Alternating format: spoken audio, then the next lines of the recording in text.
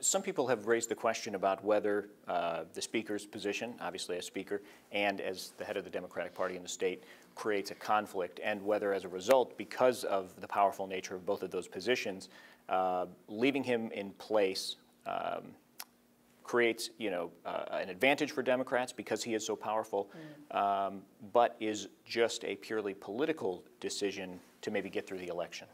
I think that it's definitely unique in that he serves as the Speaker of the House and the Chairman of the Democratic Party. I think that as we continue to move in the future, I think that those conversations will continue to be had. I think that it's obviously more of a conversation now than it's ever been, and I think that at the proper time, he will make the decision that is best for him. We as a party have to make the decision that's best for us, and hopefully that coincides as being the same thing.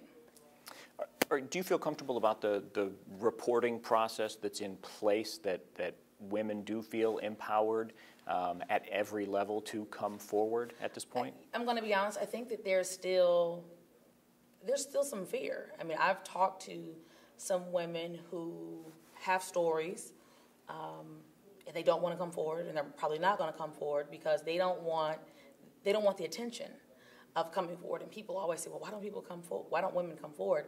Because it's hard.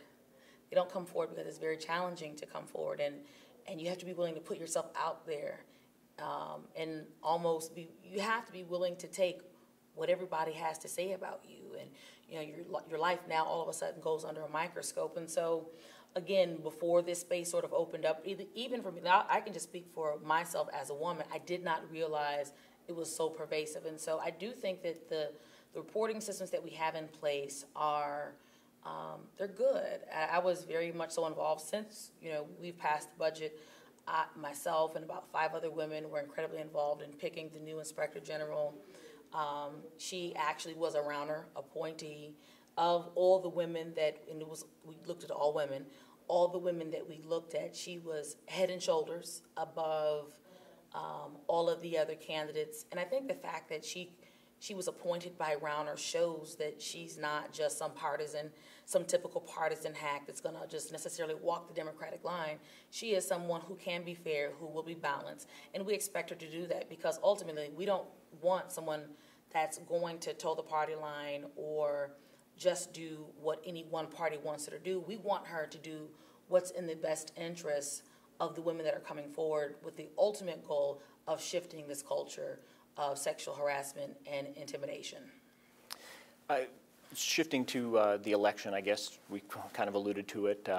J.B. Pritzker obviously is at the top of the Democratic ticket, and I know a lot of people are very enthusiastic about him taking on the governor. But there's an ad that's kind of overshadowed a little bit of the race, particularly focusing on the family separations at the border. The fact checkers have kind of had a field day with it. They've said that it's really disingenuous at best of J.B. Pritzker to run it, taking some quotes from the governor out of context and kind of manipulating some of his investments. And the Pritzker campaign seemed to really double down on it, saying it's true, making a claim that this investment that Rauner was a part of but retired from in 2012, GTCR, is invested in Correct Care Solutions, a health care provider, but that he's profiting off of the separation of families at the border. But it's a health care provider that provides health care to detention centers, but that don't serve the centers that deal with child custody. And has accused the governor of not speaking against the child separations, which the governor has called heartbreaking. Right.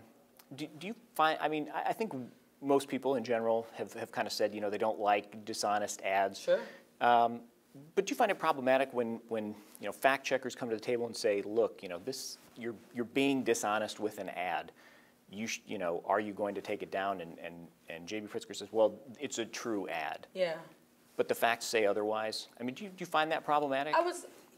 If it's not true, it's not true, right? And so this particular issue is one that was new to me. I didn't know that this was a thing, and I'm just recently hearing that there was this back and forth. I haven't done a deep dive on either side of it. I've been feverishly working on some other things here locally with expungement summits, et cetera.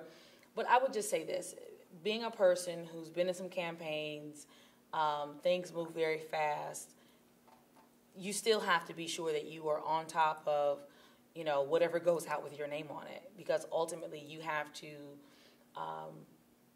stand up to whatever you put out there as a candidate. I've been in those situations before. It's very uncomfortable. Now, what I will say is this.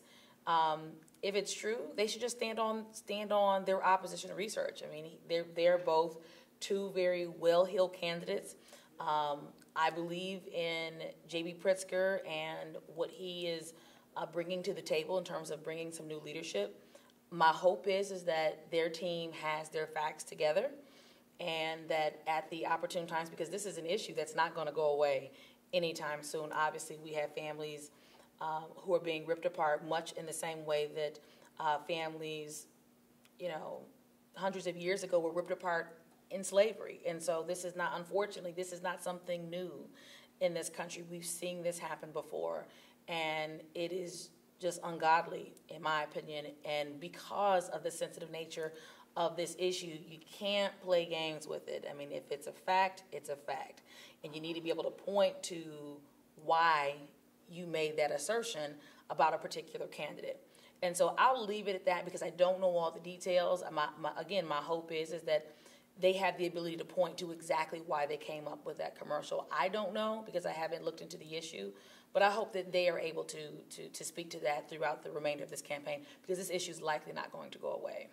I think we know campaigns can get nasty. Mm-hmm. Would you say that maybe the Pritzker campaign has more positive things that it could run on? That's an understatement. I mean, Governor Rauner was touted by a national magazine as the worst governor in the country. I mean, I don't even want to go down the list because I don't want to turn this into a Debbie Downer session of the things that have gone wrong on his watch. And at the end of the day, we're all in leadership, and we all have to be accountable for the things that happen on our watch. And it doesn't mean that things are not going, you aren't going to be presented with challenges, but the question is, when a challenge is laid at your feet, when you're a leader, how do you respond to said challenge? And in my estimation, what I have watched is not leadership. I do think that, again, I'm not going to be overly partisan. As I shared with you earlier, I think that he's been great on criminal justice reform. That's an issue that's incredibly important to me, but I don't think that you can stake your executive tenure in an office like the governor solely on criminal justice reform. Obviously, I think that Pritzker's background in terms of the work that he's had the ability to do philanthropically because of his family's wealth, but then above and beyond that, having the foresight to invest in entities like 1871, which is now the fastest growing technology incubator in the country. I think that that's a big deal because in this state, I mean, you reported on it extensively over the last 2 weeks ago, Peoria being one of the fastest shrinking cities in the country.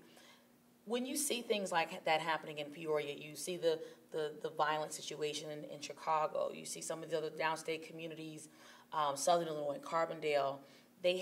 Carbondale maybe has 150 students coming in their freshman year. They typically had 1,500.